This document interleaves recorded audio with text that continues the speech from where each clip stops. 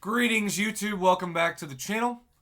Still trying to get used to these new glasses. The reaction has been mixed, to say the least.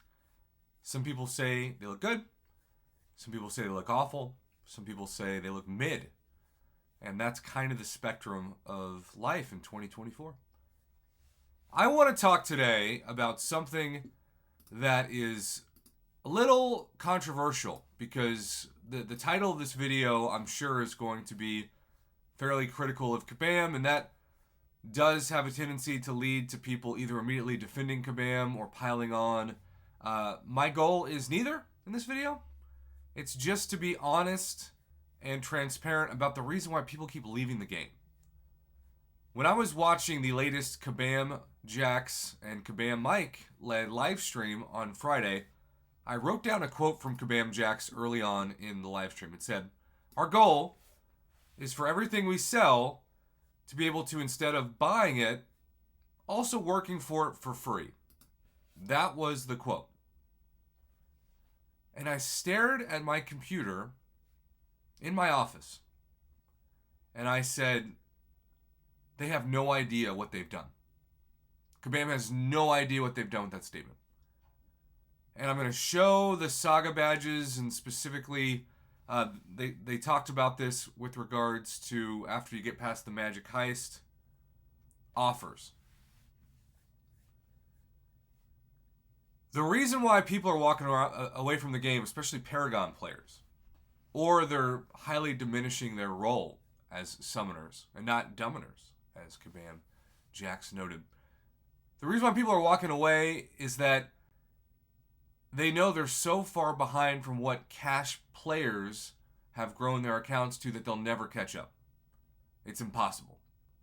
Not just the 7-star roster itself, but how many 6-stars are ascended, how many 6-stars are at rank 5. Obviously, Valiant players have a huge advantage every month that comes in, and every 2 weeks that they get an early access bundle for $100 that allows them the opportunity to take a 6-star that's a new champion straight to rank 5 if they want. Rank 5, SIG 200 if you're saving up enough items. That's amazing. I get that Kabam Jax wants to say that you can still be a free-to-play player, but he also said in a forum post that I covered extensively on this channel a couple weeks ago that your time is no longer valuable to Kabam.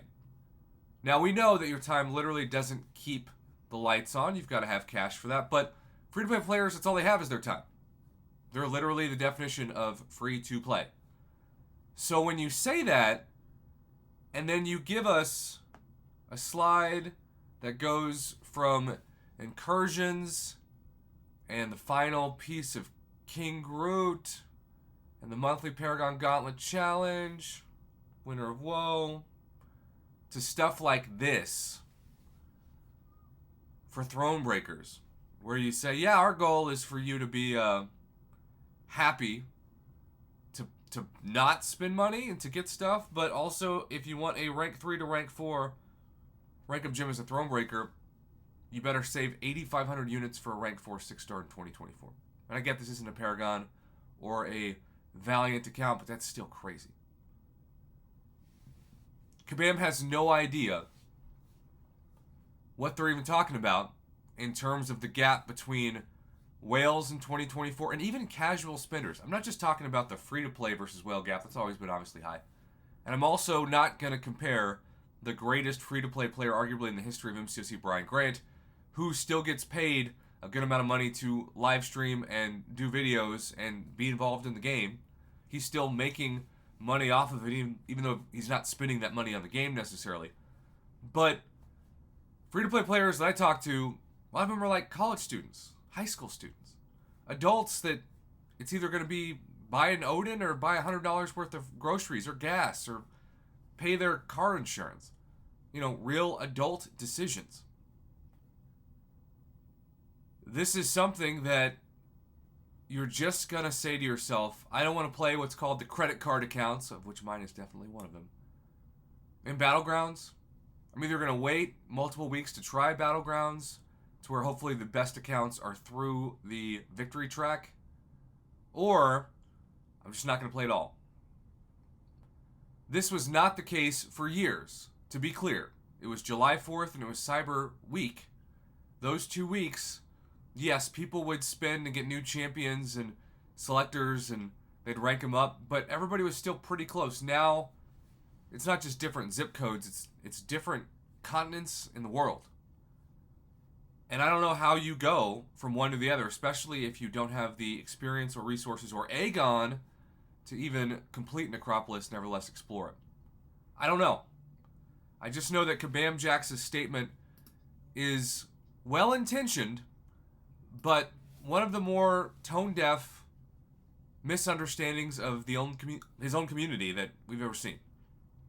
So, yeah, this is a really serious time to be an MCOC player, because Kabam Jax had no idea how, at least from my perspective, wrong he was.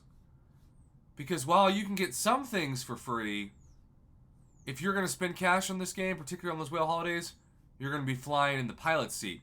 And if you're a free-to-play player, you're going to be pushed off the plane without a parachute. And that's part of why so many players have either stopped their spending, lessened their spending, or walked away altogether. I want this game to be around, but I also want the people who make it to understand where the game actually is. That's why my channel still exists. That's why I'm going to fight so hard to make videos like this for players that feel as though they're so far behind, skill doesn't even matter anymore. And for that, this video is so important.